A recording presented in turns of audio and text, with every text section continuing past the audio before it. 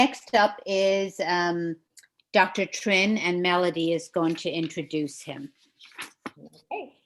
Dr. Trinh is a board member of HCF USA. He's the founder of Tongue Out, and he's a medical missionary, an author, and chief medical officer of multiple healthcare organizations. So we welcome Dr. Trinh. I could say so much more, but time is limited. He's an amazing, amazing person. So anyway, thank you, Dr. Trinh. Hey, thanks so much, guys. And yeah, wow, that prayer time, we needed more time for prayer. I know. We're like deep into it, and then, oh, what happened? No, it was great though. The fact that we all needed more time for prayer means that we know the need is great. There's so many things to pray for, guys. And we actually, we need like a whole day for prayer, which happened pretty recent with HCF, I believe. So I'm going to keep us on time. I know there's a scheduled break and all that with that, so I won't be too long for you, just in the interest of time as well. And here just to chat with you guys. As most of you guys who are familiar with my lectures, I really have no PowerPoint, and kind of make stuff as it goes along, and things of that sort. The last lesson from Dr. Brenda, very poignant. The need to create boundaries, the need to not overextend oneself. There's a balance between selfishness, and self-care, and the importance of restoration and rest. The three things I heard was the need to eat, sleep, and rest. And so I need to take that into more account. My accountability partners, I'm gonna appoint Dr. Ade, maybe Sagun, to make sure that I eat more, that I sleep more, and that I consistently have more rest. So you guys need to make sure that I eat often and frequently, and get enough sleep with that. Today's talk is on post-COVID care. The few things that I want to mention to you guys is, first of all, we are not completely out of COVID yet. In the United States, it's looking great. How many of you guys are actually glad that we're slowly exiting the pandemic in the US? Type in yes if you're glad that we're slowly exiting the pandemic here in the US, right? And it's pretty awesome to walk around and not having to be too concerned with wearing your mask. And so, yeah, most of you guys are still pretty excited here. Lots of yeses. Very good. And so we're slowly coming out of it. So how do we, as we exit from COVID, how do we deal with self-care? And how do we define post-COVID self-care? The first thing you guys should know is that this virus is a virus we've never seen before. It is nothing like the flu virus. And the reason I say that is because we are seeing what we call post-COVID long haul syndrome, post-COVID syndrome, or long COVID. How many of you guys have heard of those terms before? Post-COVID syndrome or long haulers and things of that sort. Amy, are you seeing any of that in your hospital, in your neighborhoods, guys? The one thing you should know about is that 1 out of 7 of us who have had COVID still have symptoms, despite the fact that we have had COVID weeks ago, months ago, or last year. 1 out of 7 of us are still symptomatic. The other thing you should know is that 1 out of 3 of us, yes, Eric, 1 out of 3 of us who have had COVID are having neurological symptoms. Something up in the brain is still not right. 1 out of 3. Yes, Dr. Day. Do you want to see it? I can show you. I can show you. Hey, Eric, can you give me screen sharing abilities? I can show you some data here, and then we can talk about self-care based on that, right? Based on that concern. Let me share with you some my screen here, so that I'll. Let's see here. Does everyone see my screen? Can you see that? Is that a? Yep, you're good. I'm good. Excellent. Excellent. Yeah, my PowerPoint is whatever I post on Facebook. That's my PowerPoint.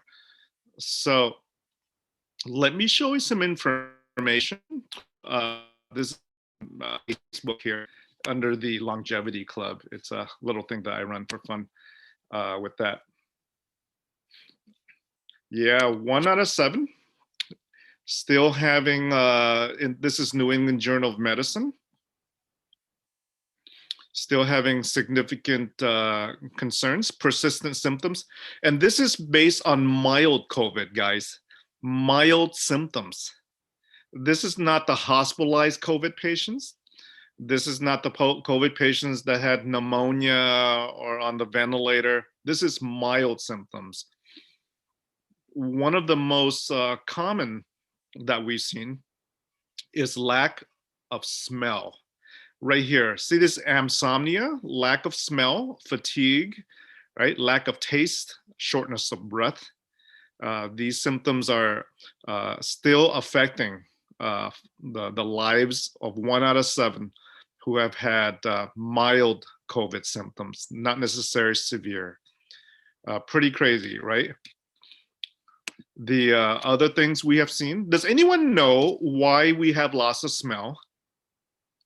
Does anyone know why COVID causes loss of smell?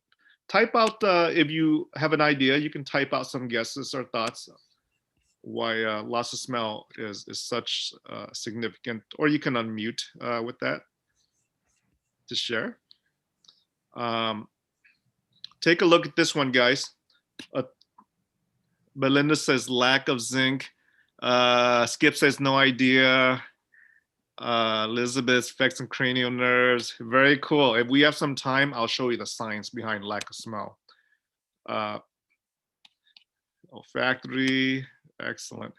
Take a look at this, guys. 1/3 of COVID survivors suffer from brain disease. 1 out of 3 COVID survivors are suffering from brain. That's a lot of people, guys. 1 out of 3. Think about that. The number of Americans and Europeans and things of that sort, right? And here you go. As many as 1 out of 3 infected with COVID have longer-term mental health or neurological symptoms reported. 34% of COVID survivors receive a diagnosis of a neurological or psychological condition 6 months after their infection, published in the Lancet. Cool. Eric's got some cool links for us to evaluate with that. And so, like I say, you don't get this from the flu, right? The flu doesn't cause you to have persistent neurological symptoms and things of that sort. But again, 1 out of 3 is still suffering from that. We are seeing a lot. Let me show you why COVID causes loss of smell. So the entry point of COVID in our body is where? Does anyone know? Entry point of COVID into our body is Nose. Nose, yeah. Nose, mouth, and eyes, right? Eyes, nose, mouth, right? Eyes, nose, mouth. Primarily through the nose, not much through the mouth, primarily through the nose. And And let's take a look here. Let me show you. The nerve that affects smell is called the olfactory nerve. Anybody remember the olfactory nerve from medical school? All right, Dr. Day, you remember that? The nerve that affects smell comes through the olfactory nerve. And let me show you where that is here. There you go. That's the olfactory nerve. And these are the little things coming down, right? The olfactory nerve starts in the brain and it heads here and it innervates into your nasal cavity. Nasal cavity, right? So when COVID enters, it either comes in here, right? COVID doesn't survive very well inside the mouth. If it goes down to the stomach, you can have GI symptoms, things of that sort. Usually the pH of 2 kills a lot of stuff. So not very many things survive in the mouth. But when it gets into your nasal cavity in this area, right, it can go one or two places. It can head down into your lungs, causing all the respiratory symptoms of COVID, right? COVID pneumonia, shortness of breath, coughing, things of that sort. Or you see these little dangly roots of the olfactory nerve. COVID can attach to your olfactory nerve and travel up the nerve. As it's traveling up the olfactory nerve toward your brain, right? It causes damage to the nerve. It causes inflammation to the nerve. The virus physically travels up the nerve. So if it's traveling up your olfactory nerve, causing damage and inflammation, what is the resulting symptom you'll have with a damaged olfactory nerve? Right? Yeah. Yeah, you can't smell. No smell. No smell. Do you guys understand now why we don't smell with COVID? Mm-hmm. This is the pathophysiology of coronavirus causing the lack of smell. One of the lack of smell is actually more frequent than having a fever. It's very, it's very specific to COVID. It's like, hey, I got a fever. Okay, you got a virus. We don't know what it is. It could be COVID. It could be not. Or, hey, I can't smell. All right, you got COVID. Right? It's very specific. And yes, so the virus enters here, causes lack of smell as it damages this. And guess what? It has a passageway to this. It has a passageway to the entire brain. Mm.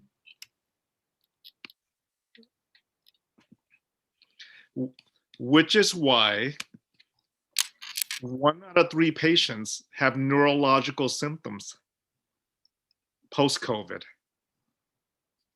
Which is why 1 out of 3 post-COVID still have brain symptoms, whether it's brain fog, right?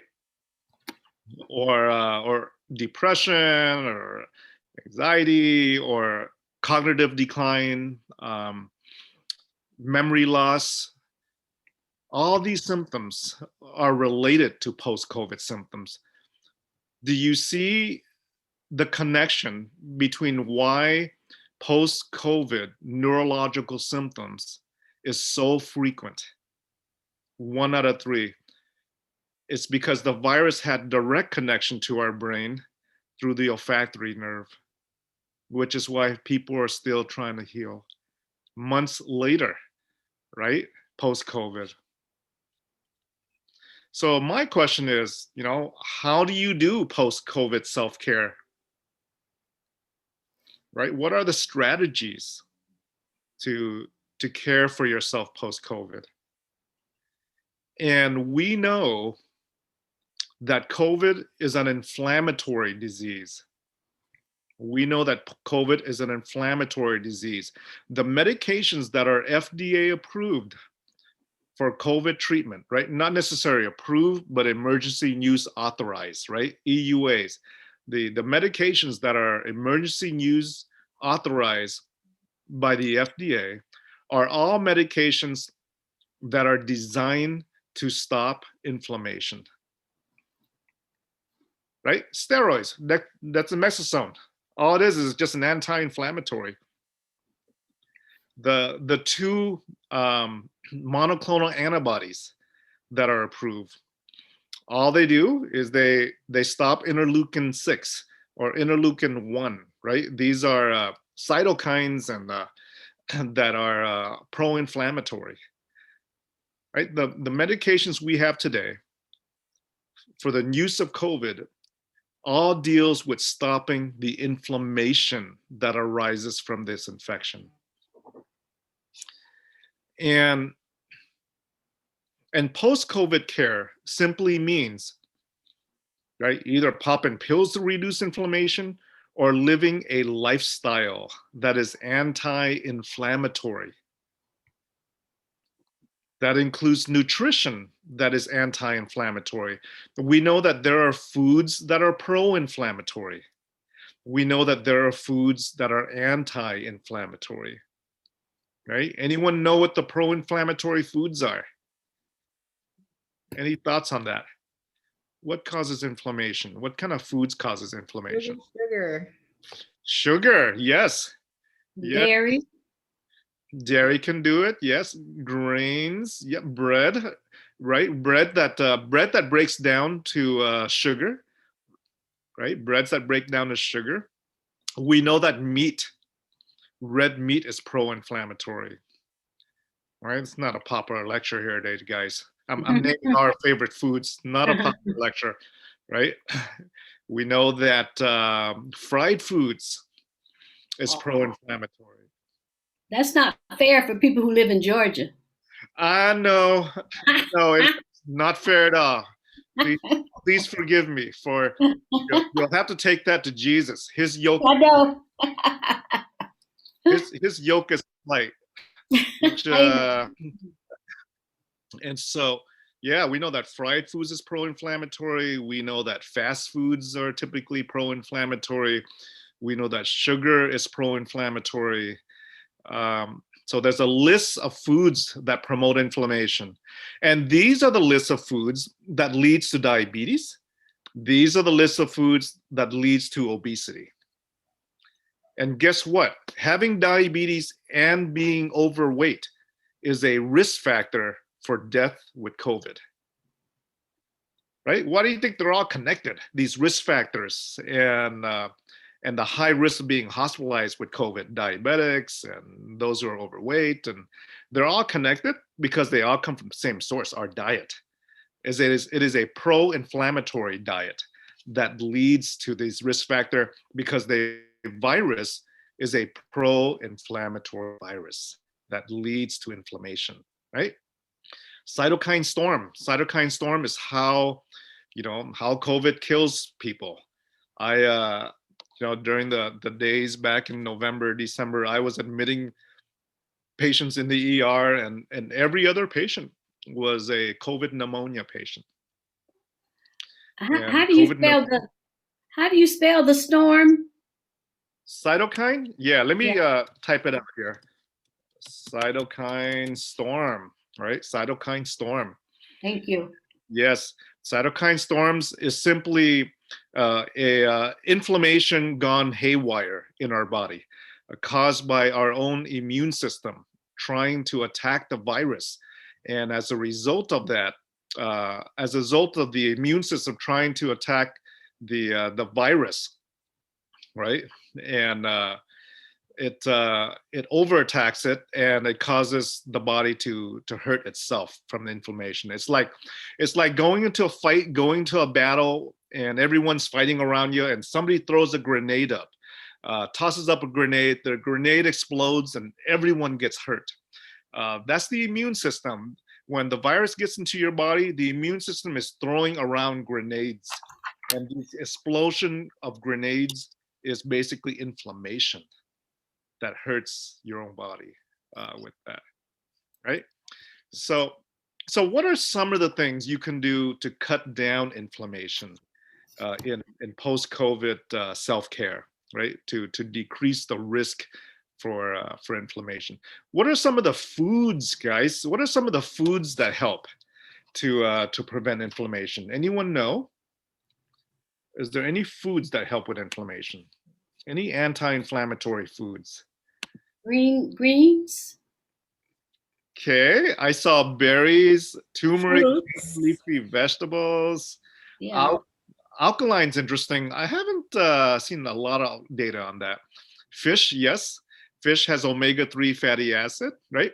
Let me give you 10 things, right? Let me give you 10 things that that you can eat to cut down your risk for inflammation, right? Let me give you 10 things here to help with that. As a matter of fact, since this is HCF, I'm going to give you 13 things. I'm going to give you a bonus of 3 extra since we're in HCF to the list with that. Thank you, Dr. Trinh. Oh yeah. It's 3 bonus because it's HCF. Number 1 is berries. Right, berries provide antioxidants. There's a name to these antioxidants in berries. It's called anthocyanins. I'll spell it out for you guys here. Cyanins in berries. So these compounds reduce inflammation. They boost your immune system. They also reduce your risk for heart disease. So these berries could be strawberries, blueberries, raspberries, blackberries. So good lists, right, of things to reduce inflammation. Number 2 is, and we mentioned it already, is fatty fish. Fatty fish. Fish has what? What does fish have, guys, in it that is health, that causes it to be healthy? Anyone know? Any guesses on fish? Yes, omega-3. That's right, omega-3 fatty acid in fish. There's actually 2 types of omega-3. There's EPA and DHA. If you go down into the weeds of fish, and if you ever buy these omega-3 fish oil supplements at Costco or at different places, and you look at the ingredients, you'll always see both EPA and DHA in it. And what is the difference between the 2, EPA and DHA in fish oil? EPA is good for your heart, whereas DHA is good for your brain, is what the data shows. As EPA is so good for your heart that that there's a pharma company that has a prescription out on EPA fish oil. I think it's called Cepa or something like that. So fish, strong anti-inflammatory. These are specifically fatty fish, guys. Salmons is a fatty fish. Mackerel, sardines, anchovies, those are fatty fish. They have more omega-3 than the skinny fish like tilapia and stuff like that, right? That's number 2. Number 3 is cruciferous vegetables. What is a cruciferous vegetable? Does anyone know what a cruciferous vegetable is? Can you spell it, please? Broccoli. Crunchy. Yeah, I'll spell it. Cruciferous, vegetable. It's so that could be that's broccoli, cauliflower, yes, kale is a cruciferous vegetable, Brussels sprout, cruciferous vegetables. Does anyone know the antioxidant that is in cruciferous vegetable? The name of the specific antioxidant in these cruciferous vegetables that make it healthy? Anyone know? There's a specific antioxidants to it. I'll spell it out for you guys here. It's got a weird name. Sulforaphane is the antioxidant in these cruciferous vegetable. Research has shown that eating a lot of these cruciferous vegetable is associated with a decreased risk for heart disease and cancer. with that. Okay, cruciferous vegetable. And so physically healthy. And why is the word cruciferous important in here, guys? Because it's like, crucified, like crucifixion. I don't know. Sorry, making it up. So anyway, avocados is next. Avocados is next on the list with that. And avocados offer various beneficial compounds. It protects against inflammation. We know that there are studies showing that it reduces cancer risk. Avocado is loaded with potassium, magnesium, fiber, heart healthy mono unsaturated fats. Specifically in avocados, there is yes, Ade, it is like being crucified eating those vegetables. Yes, it is a sacrifice eating those vegetables, but it's a different type of sacrifice. It's a rather than spiritual health, this gives you physical health. It's a different type of crucifixion with these cruciferous vegetables. So anyway, yeah, I should like end this pretty soon before it all goes downhill with this lecture. But yes, Vasepa fish oil. That's right. That is EPA mainly, guys. So avocados has what we call carotenoids and tocopherols, which is linked to decreased cancer risk. Yes, Segun, is very painful to eat these things. Next one, guys, is this is like a bunch of healthcare workers here saying how painful it is to eat healthy food. It's only at HCF do we get this, healthcare workers having pain with eating healthy. Oh. But green tea, guys, green tea. Green tea is next on the list. Does anyone know the specific ingredient in green tea that makes it healthy? It's like Jeopardy question. What is the specific antioxidant in green tea? Anyone know the name of it? Any thoughts? This is like my Jeopardy question for you guys.